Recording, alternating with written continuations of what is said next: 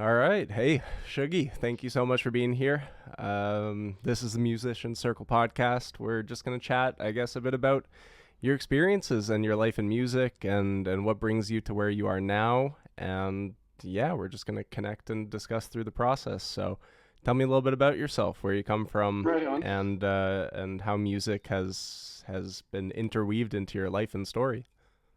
Okay, well, that's a pretty big general question, Yeah. but thanks for having me. Yeah, my name's shugE.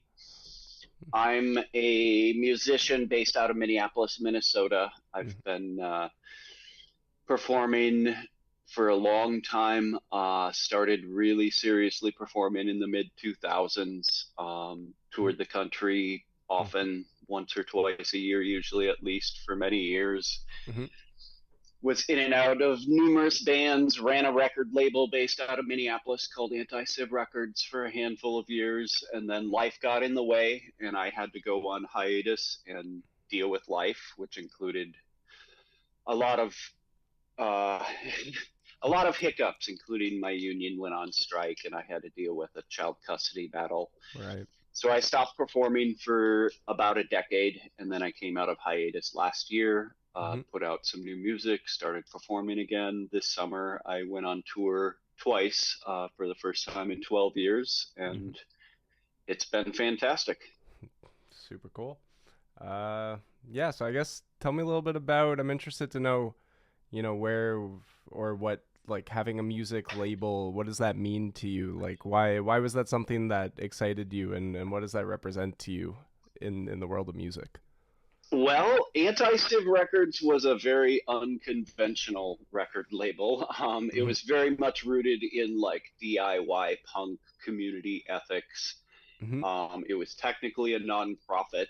Mm-hmm. And although I started it and I was the main person who ran it over the years, I intentionally gave up control of the organization technically to a democratic process. Mm-hmm. And we recruited musicians to be a part of the label, and anyone could who was a part of the label could come to weekly meetings and basically democratically decide what we did. And our label was very unconventional in that we recognized that uh, the top heavy traditional music industry and large labels are based in capitalist systems that are dying and unsustainable. Yep.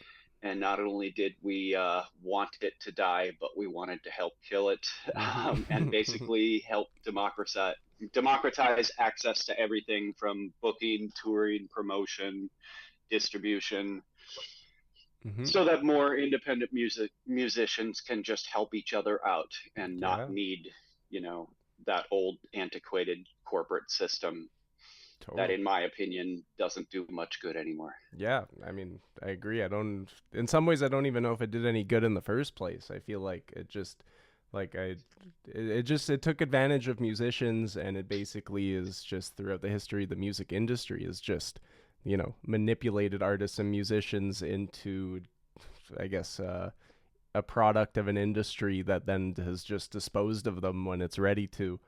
And people have just turned into, I guess, money making machines rather than actual human beings. And Yep. so much And the of, result was it being about money and not art, yeah, ultimately, when it comes down to it. And that means that a lot of the art that was forced on the general population as what we're all supposed to like yep, wasn't necessarily what people wanted.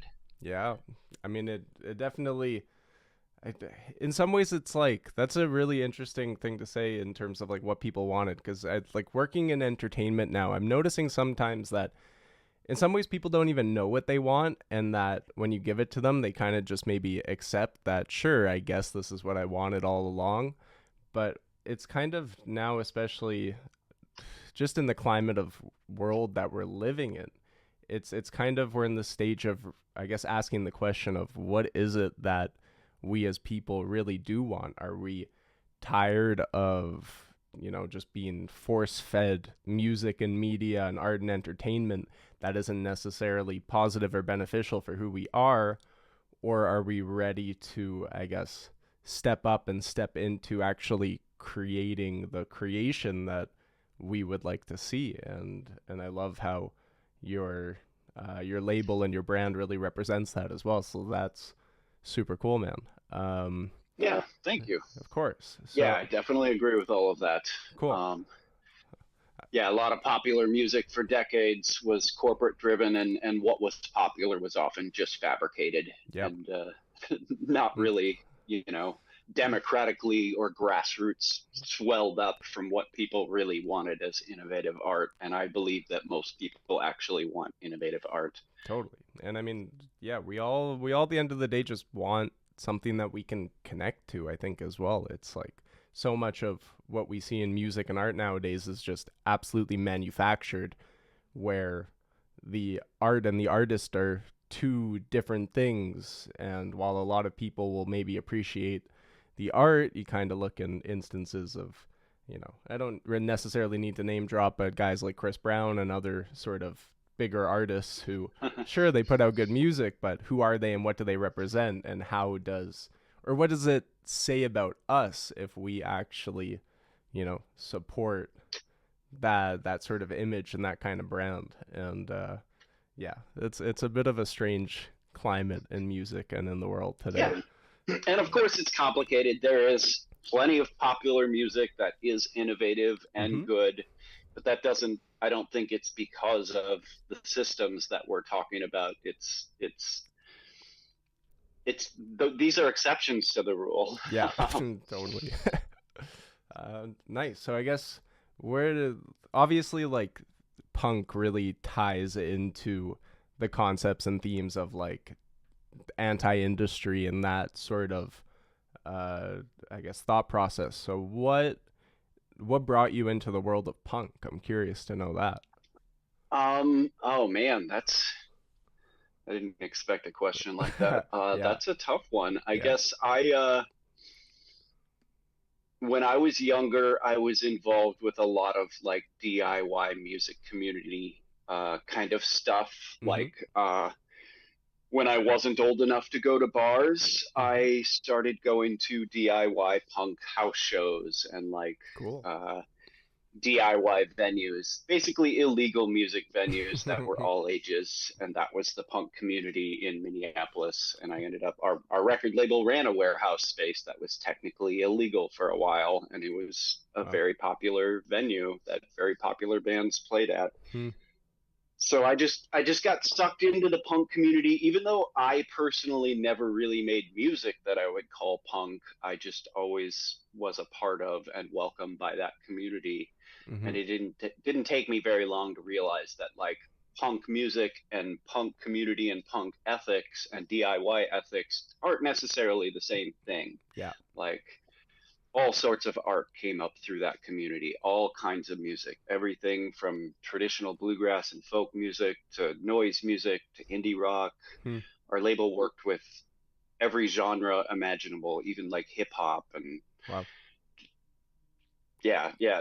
I mean, the list goes on and on. Yeah. So I got involved just kind of organically because I craved music and art when I was young. Mm-hmm. And then I was embedded in that community. And as I got older and started performing and realizing I wanted to be a serious musician, it just kind of made sense to like keep doing it within that world. Mm-hmm.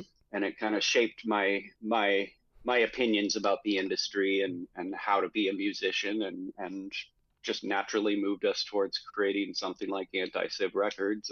Yeah. And next thing I knew, I was touring the country often, but not, Hmm. doing the traditional thing that your average teenager thinks of as what a famous musician does. Mm-hmm. We didn't work with booking agents or big, we didn't have tour buses. A lot of our shows were basement shows and DIY venues around the country, but these are communities that are interconnected Yeah. everywhere you go. Um, and yeah, it was just amazing to discover and be a part of that world. And after coming out of hiatus after a decade, it's amazing to see that a version of that world is still thriving right now, even after COVID. Oh yeah. I mean, I think there's always, especially like in this world, there's always something that's kind of living in the underground, in the sort of anti-establishment, anti whatever the big thing is. There's always sort of that that the other side of the seesaw that's just sort of waiting to sort of lift itself up. And I Yep. love those voices, and I think those are the voices that really oftentimes have something powerful and important to say. And I guess at the same time, it's like those are often also the communities that really get a bad rap, and I think that's the saying, bad rap or bad reputation. So I guess what did you learn from being? I've never been involved really in a punk scene. I was, I've listened to my Nirvanas and my Soundgarden and kind of gotten into that type of music, but I was never really involved in the scene. So like, what did you learn from the people in that type of scene, and what was the community like, and what was it really representing? Well, I think one really important part about it was that people were encouraged to just make the art that they want to make. And I Mm-hmm. kind of like the model of encouraging people to just throw themselves out there, make art, work together to promote it. And I would rather have 500 musicians and bands come out of a scene that are doing what they want to do and not worrying about giving people what they want. They're just making their art. Mm-hmm. And of course, that means that some of it isn't going to get commercially viable or super popular because it's kind of niche. Yep. But that's what the people who seek out that music and that art really really want. So I would rather see a community where more people are making art that's the art that they really care about and that really expresses what they want to express, rather than people hyper focusing on trying to create what they think is supposed to be popular and what people commercially want. And then you get into the mindset of the corporate music industry where you have less art, but Mm-hmm. it's very catered and very constructed and oftentimes kind of Yeah. fake and not even what the artists want to make. They're just doing what they're told because it's a job at that point. Yep. And Totally. I just want more genuine art, Mm-hmm. whether it's commercially viable as much or not, and the cream will rise to the top. Yeah. And there will be popular music that comes out of it. It's just going to be something different. Totally. And I mean, like, it's almost always, you look at every scene that's happened throughout the history of music, and it always starts in the underground. It's like you look at, the 1960s New York scene of Velvet Underground, and what were those guys doing aside from a heck of amount of drugs? They were basically just, sitting around and making music and having a good time together, and that's what became popular because it starts with unique and authentic talent, and then it creates buzz, and then people become interested until that sort of becomes the scene. And I think, I don't know, I'm assuming you as well, but I'm getting pretty tired of the formulaic pop industry, and it's only a matter of time until the underground starts to make its way up to the sort of, I guess, new status of what music is, and how music brings us together. So Yeah, and we are in unprecedented times for those kind of possibilities. Music and putting your music and art there right now is more accessible to everyday people than it's ever been. yep. In my mind, the internet has done a lot of horrible things for society, but it's done a lot of good things too, and this is one of them. Yep. And it's easier than ever to be an independent musician and actually have a chance at maybe making a living at it without having to quote unquote sell out and do what other people want you to do. Totally. And I think that's potentially a beautiful thing. And like those bands that you were mentioning, like from the early '90s grunge scene, like Mm-hmm. Nirvana and Soundgarden and whatnot. Sure, they were massive, internationally famous musicians, Yep. but they did come out of a small scene where everyone knew each other. They Mm-hmm. played basement shows before grunge exploded in the early '90s. Mm-hmm. It came out of years and years of basically a scene exactly like the one I grew up in Minneapolis, where everyone played in each other's bands, they supported each other's bands, they toured together in dirty vans, Mm-hmm. and they didn't make much money. And then the corporate industry saw something that they liked and took advantage of it, and in my opinion, for the most part, over the course of years, destroyed it Yep. while making as much money off of it as they could. Mm-hmm. And we let's. did get some great music out of it. I mean, Oh yeah. don't get me wrong. I love Nirvana as much as anyone else. One of my favorite bands of all time. But Mm, I don't think they needed that. And yeah. without that industry, I wonder what would have happened with a band like Nirvana.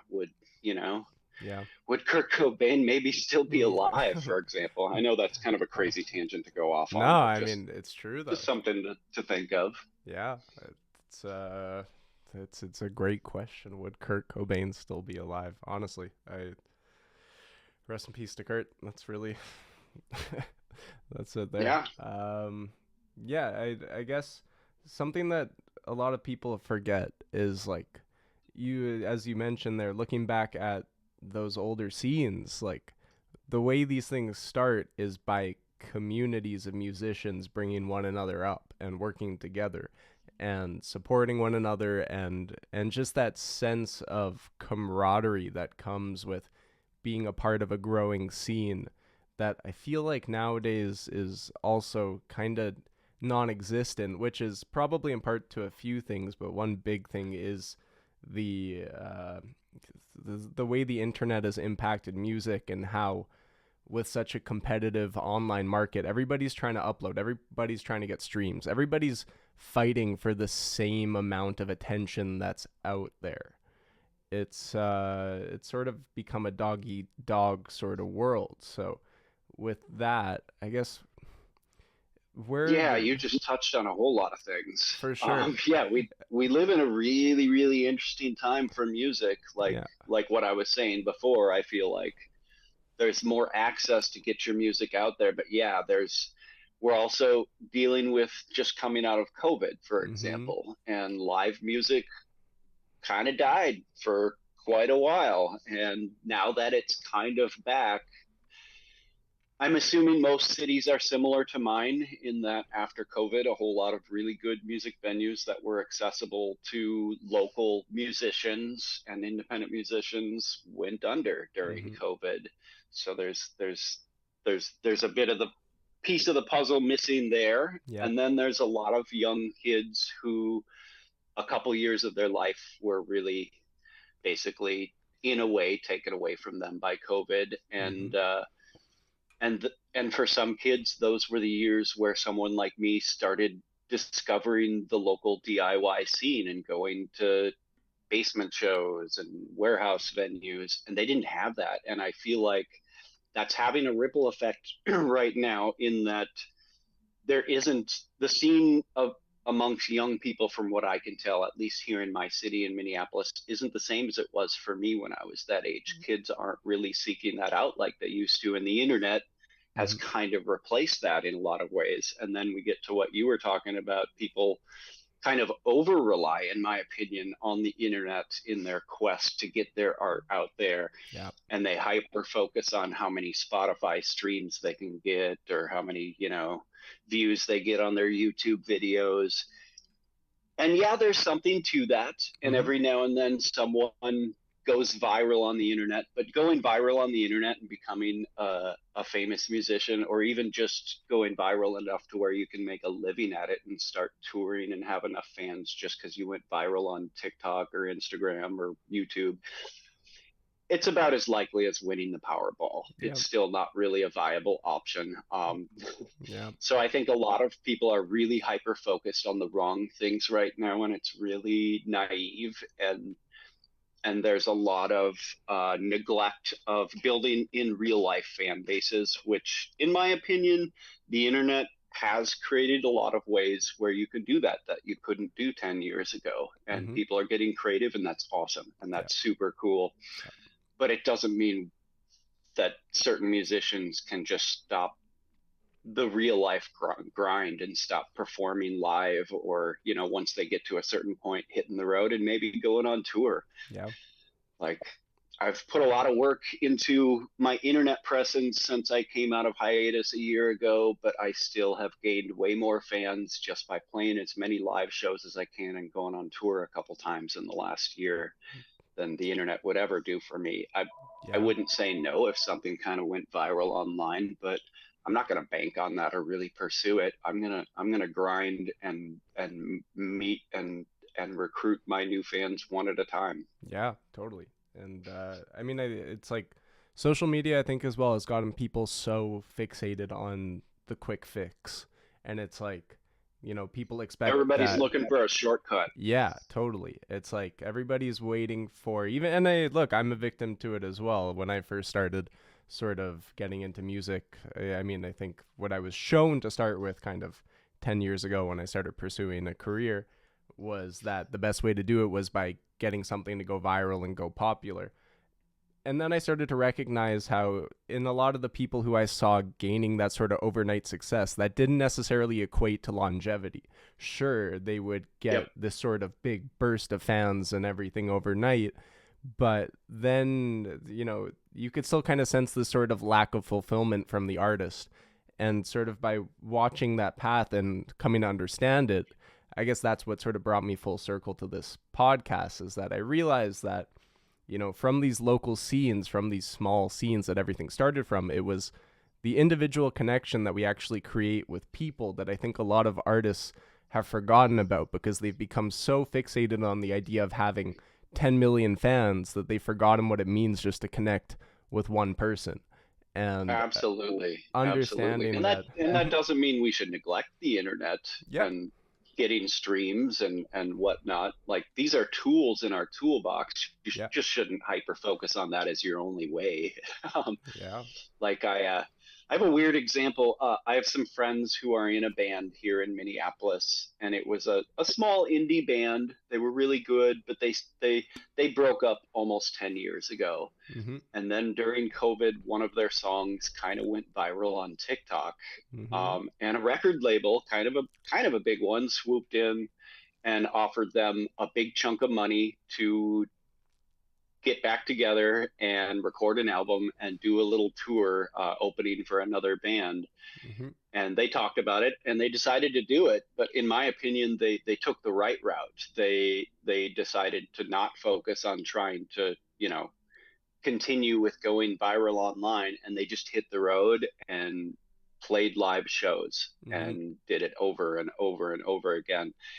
And their popularity has gone down drastically since they went viral that initial summer. And I think that's what you were describing. A lot of people wouldn't really play all the live shows. They would think they could just stay internet famous and then it's just going to go away in a year or two. But these folks are actually doing the right thing, and Yeah. just recognizing that it was just one, they got lucky, and Mm-hmm. it's one of the many tools in their toolbox. And they should just keep grinding on top of that Mm-hmm. and keep playing live shows, and it's working for them, and I'm really proud of them, and it's awesome. That's great. Yeah. And I mean, I think as well, it's like sometimes when you get that sort of one thing that goes viral, it's like some people try and spend their entire, I guess, career after that trying to re-emulate that success. So they keep trying to work with that formula that worked, and instead of sort of continuing to create authentically, they're just trying to cater to a specific audience, but that trying to cater doesn't actually connect. And then instead of actually connecting to your core group of people, you just stop connecting with anyone because you're so focused on trying to connect with everyone.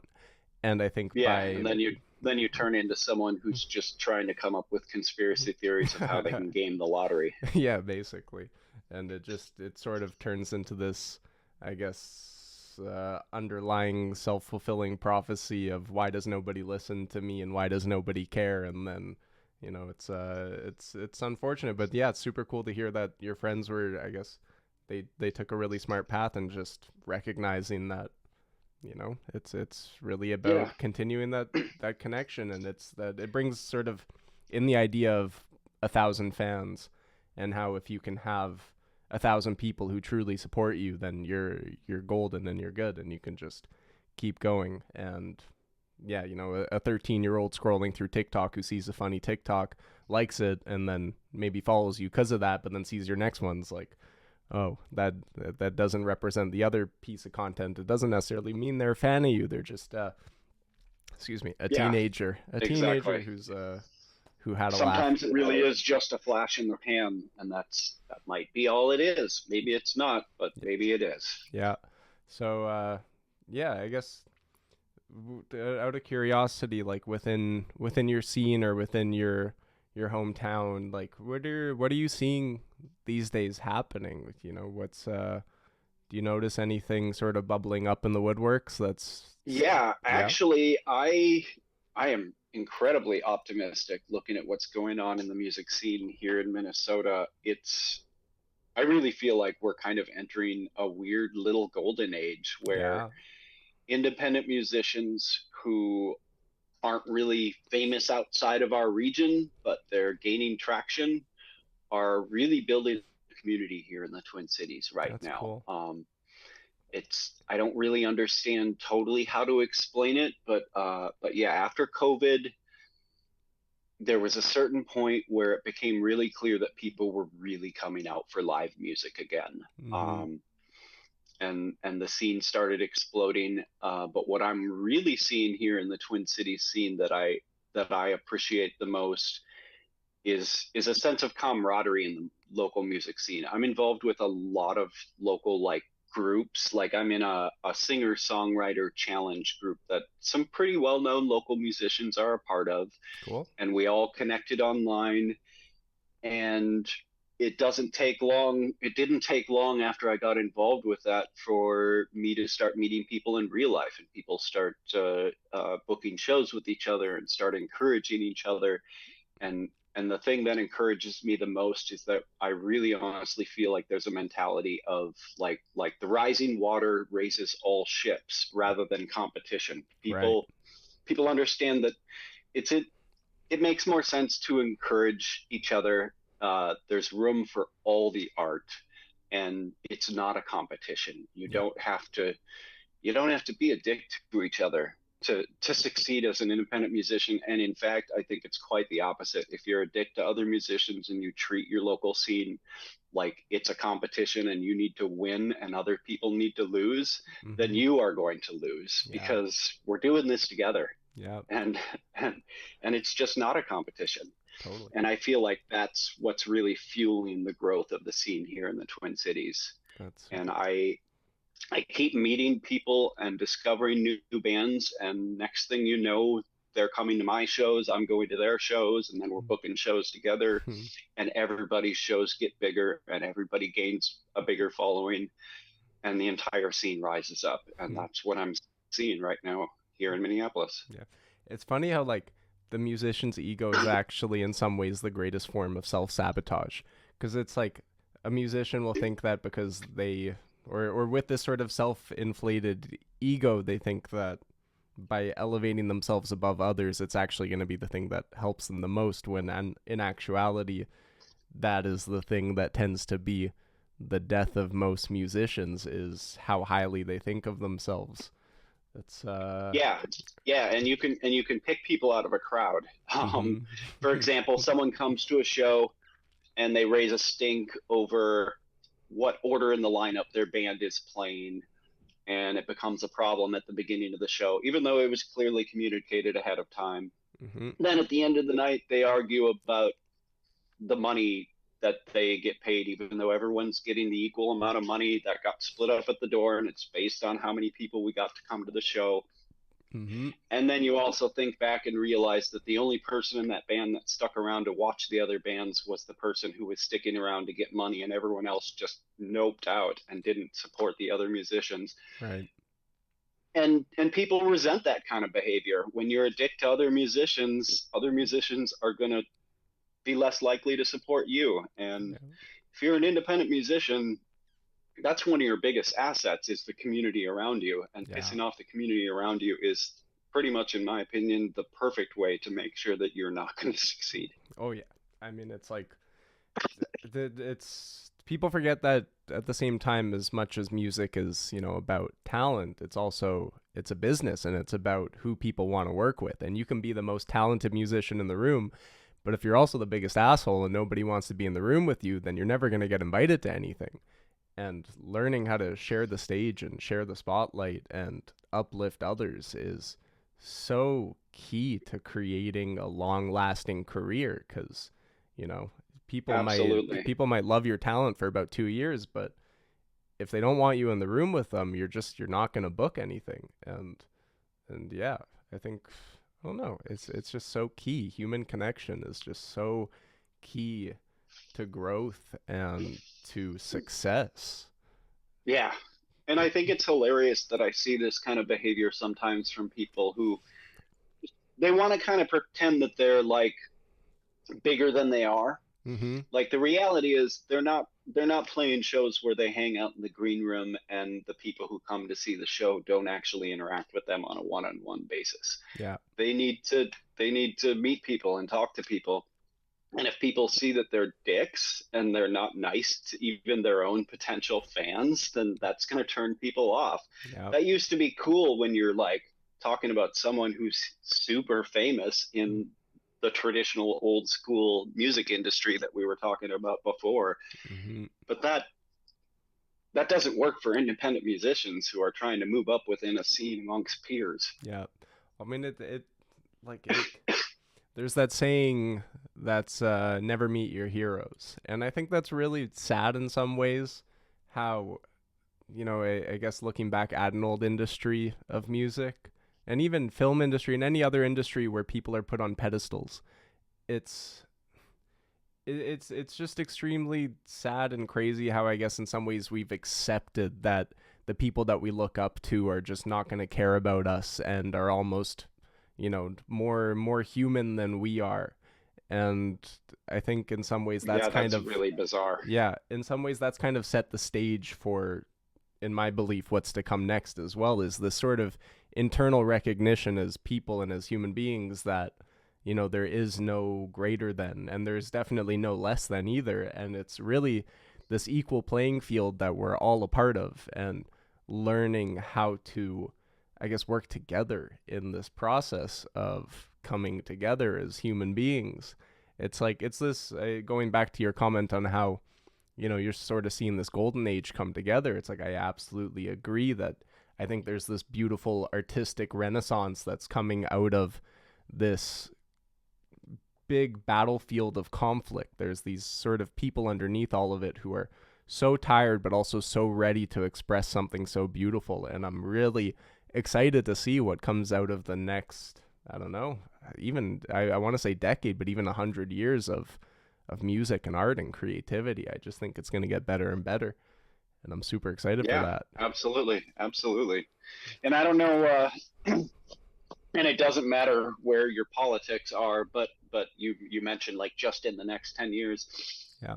I think it's pretty obvious that we've got a lot of like economic instability going on in our society right now, and I Mm-hmm. think struggle is one of the best motivators for great art. Totally. So that's a part of the equation too. That's Yeah. another reason why we should be real optimistic about the music that's coming out of everywhere right now. Yeah. And at the same time, everyone's got the internet and it's easier to get it out there in certain ways. Yep. Basically, this whole conversation that we've been having, and yeah, it's in my mind, it's potentially the perfect storm for. I don't know what's going to happen in the next 10 years, but it's really exciting to me. Yeah. And I mean, hey, like, if I look at necessity right now and the economic state of the world, like, now more than ever, people need help. People need finances. People need food. People just need more assistance. And the fact that we have something like the internet to connect with, it is this really sort of beautiful perfect storm where we have an ability to connect with the entire world and also to connect with one another. And just, yeah, it's really this, I guess, in my process of creating art and creating music, I've noticed that my best ideas come from necessity rather than just being like, I want to make a product because I want this to get famous or something. It's like, if I'm making this because I really think that it can help people, and not just help people, but help myself in this process too, that's where creation really comes to flourish, because there's a purpose behind it. And when Yep, something comes with purpose, then it also has meaning. And when it has meaning, then it can resonate, because then people can also feel, where the meaning of that comes from. And yeah, feeling an emotion. absolutely. So Yeah, and I've important. always said that making music, uh, my original music, is the best personal therapy I've ever found. And I think it's a pretty universally agreed upon concept that enjoying art and enjoying music and finding what connects with you is therapy for most people. Totally. And people are struggling, so they connect through art. Yeah. So you mentioned that just there that you write your own music as well, and I heard a little bit of on you, a little bit of it on your Instagram. But yeah, what does writing music mean to you? Oh, that's a huge question. Totally. I love these big questions. Well, I make music. Uh, I make the art that I want to make, and I've found over the years that my music and my songs really are the best form of therapy that I've ever found for myself Yeah. in getting through life struggles, which is partially why being on hiatus for 10 years was so unhealthy for me. Um, so yeah, I make music for myself first. I make the music that I want to make. It's my art. I feel like 15 years ago or so, I did for a brief moment there kind of get sucked into a trap of kind of trying to change my music a little bit in ways to give people what I think they want, Mhm. thinking that that would help me succeed a little bit more. Mhm. Now that wasn't me trying to like go mainstream and make pop music, but it was kind of within like the DIY punk community world ethic. But I found myself, even within smaller subcultures like this, there are kind of trends and things that are more popular at times. Mhm. And I kind of got sucked into what people tend to refer to as the folk punk world. Um, so for a while there, I was making mainly acoustic music, and I felt pressured to give people a little bit more of they wanted. So I started making music that was not exactly what the direction I had been going in, and I started making music that was a little more angsty, a little more blatantly political, a little faster in tempo, Mhm. and people did like it, and it did have the effect I thought it was going to have, but I didn't. And I felt kind of gross about doing that, so I stepped back from that. And now I'm doing the exact opposite. I'm making more subtle music than I've ever made, and it's very far away from what a lot of people want me to make, but I don't care because I'm making the art that I want to make. Mhm. And maybe I'll miss out on some fans and followers because I didn't cater to them enough. Yeah. So maybe my following will be a little more niche than it could be, but that's worth it to me. Yeah. I would rather have less followers who really follow me for the art that I want to put out there that I find meaningful. Um, and it's a big world, and we have the internet, so there are enough people out there to support more niche art. You don't need to try and make a top 40 pop song. Yeah. So I'm kind of, I guess, getting off the rails and babbling about this a No, little it's bit fine. now. No, no, it's okay. It brought me, I guess, a different thought of how like in some ways like the artist we live. I don't want to say we're different to other people who don't necessarily create art, but there's definitely a path and a process and a way in which the artist changes throughout their career. We're always evolving as creatives.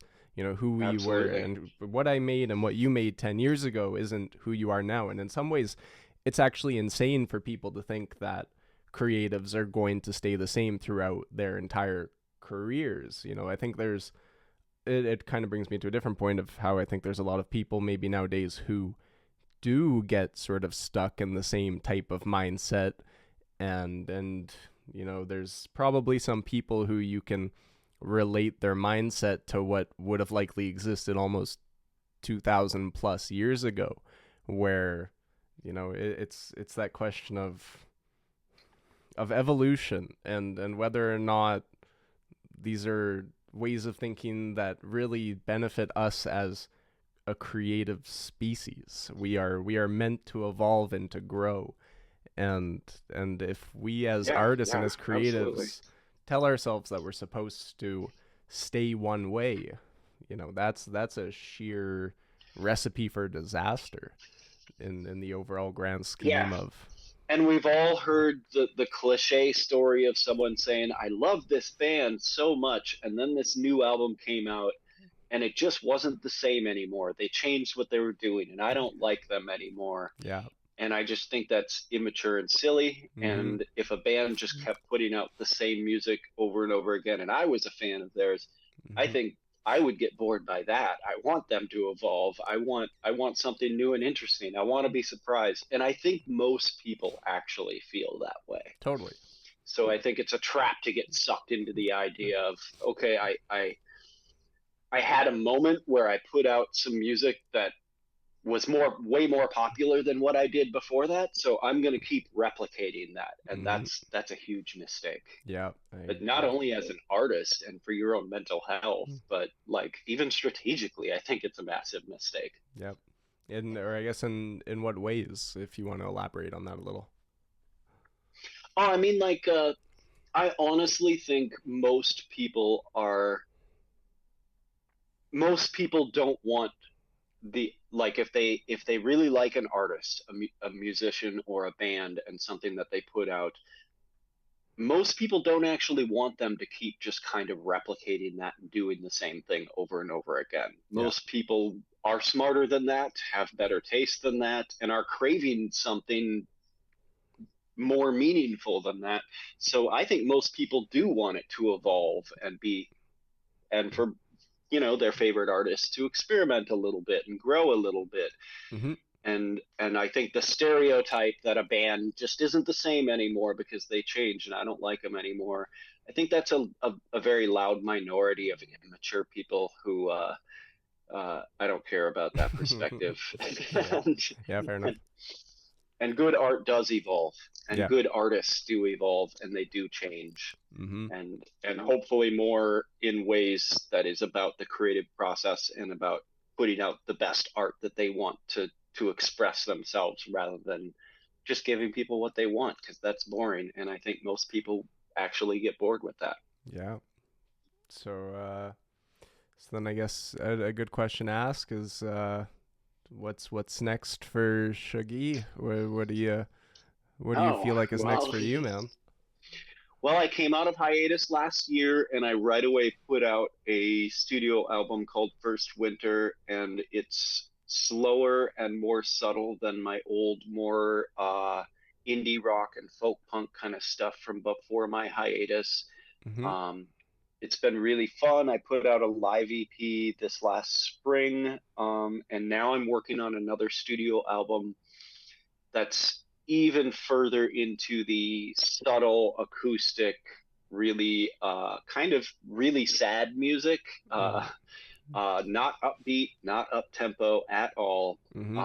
Um, so a lot of people won't like it, but Yeah. that's fine. There are people who really like sad, subtle music, and I think they're going to really like this album. That's And cool. it's going to be the most subtle, sad album I've ever made, and I'm about two-thirds done in the studio putting it together. I've recorded all my stuff. I've got some other people who are going to record other instruments, and then we're going to put it out. But I've already started writing songs for the next album. And the next album, I was thinking about this album and the next album together in the entire time I've been planning this. The next album is a natural progression. I'm in the process of putting together a full band, and the next album, so this album was all about subtleness and sadness. The Mhm. next album is going to be suddenly not subtle, full band, Mhm. a little bit more upbeat. So it's about my journey. It's actually about a specific journey through struggles, depression, sadness, and then coming out the other end into realizing how beautiful life really is. Mhm. And so it's a musical journey that mimics a mental health journey of my own in the past. Wow. So yeah, I'm intentionally walking from basically one version of or genre of music into not necessarily a different genre, but it's going to be a lot different and it's going to surprise people, and I'm really excited about it.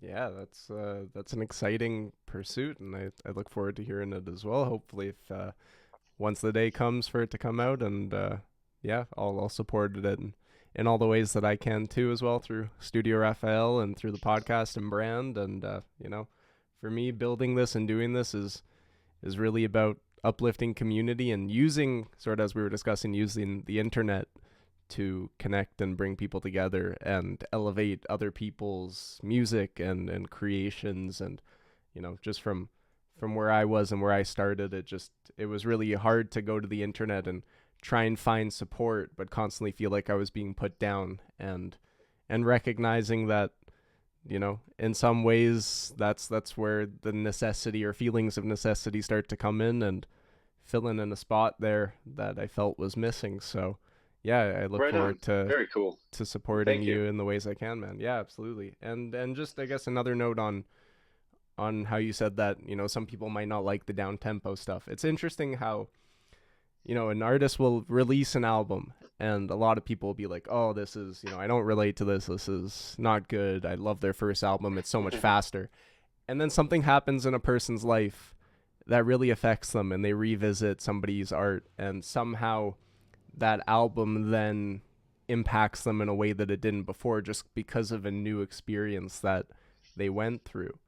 And Yep. it's mhm, I think, yeah, people mature and then they look back and realize, oh, I missed out on why that was actually awesome. totally. And so yeah, there's, every all art has a purpose, and sometimes we might not see or recognize that purpose for some years, but there's a reason why the emotion drives us to create something, and it's not always something that we can really understand in the moment.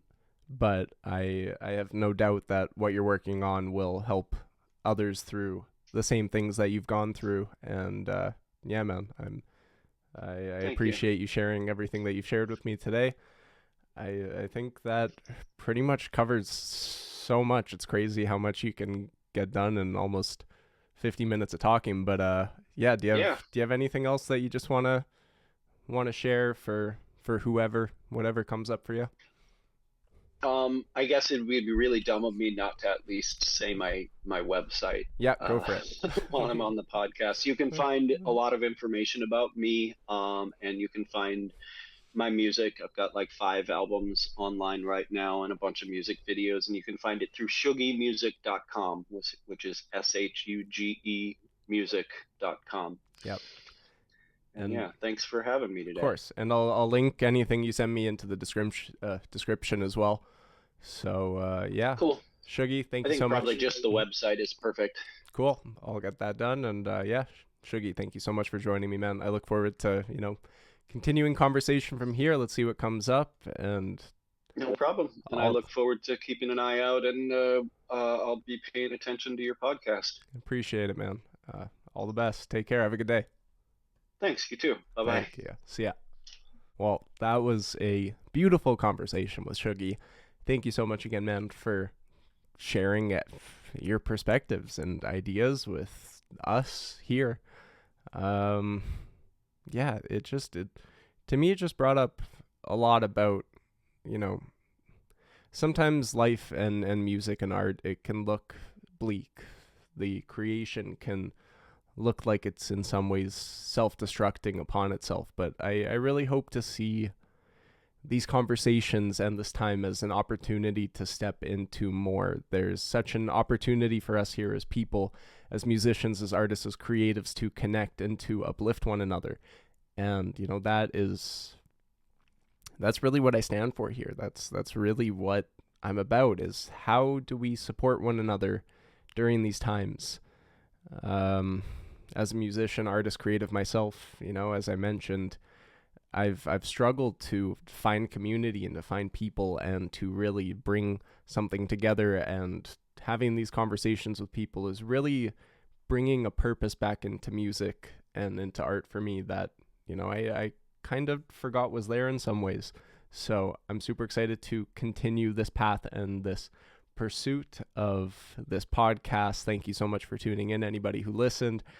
All the best in your pursuits. If you want to have a conversation with me on here, shoot me a message. I am super excited to hear from anyone. There's so many perspectives that we have to share, and it's great. And yeah, thank you so much for tuning in. My name's Aiden. This is Studio Raphael, and hopefully I'll see you around the studio sometime. Take care.